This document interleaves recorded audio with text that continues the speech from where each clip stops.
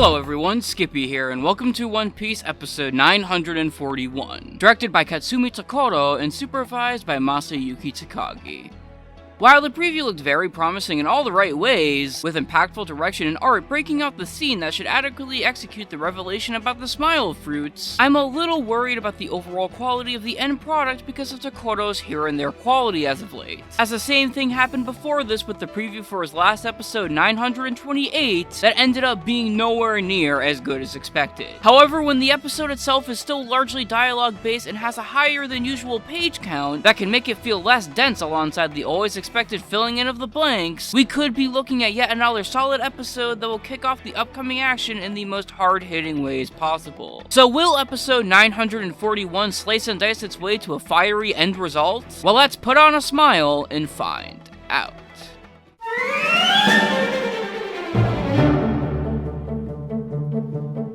This episode covers the remainder of chapter 943 and is a bit more on the normal side in terms of pure adaptation, because there's not really a massive amount of filler outside of some small continuity bits, and the only part that's actually rearranged a bit is the start, moving Hiyori's line about the situation being hell and Orochi's demeaning words to Yasui to after the explanation of the smile fruits themselves, which generally just makes more sense with plot progression. Now, given how normally in Wano this would make for a rather slow episode due to how dense the original manga content is and how imperative it is to outright add stuff, you would expect it to be a pretty slow and boring episode, but it still ends up being pretty well paced, all things considered. While some may be off-put by the sheer amount of laughing on display, 941 moves along at such a brisk pace that it's never really a major issue, and is surrounded by a wonderful setting of atmosphere and music choices that really sell how fucked up this all is. You're really able to feel the internal struggle in every single major character regarding this whole revelation, and the pacing never once makes it so it has to dial itself back at all. It's pure, unadulterated Oda writing at its finest, and while they could have gone out of their way to add more and more content to sell it even more, it's cool to see how some directors can do it in a much smaller fashion yet still get by with it at the end of the day.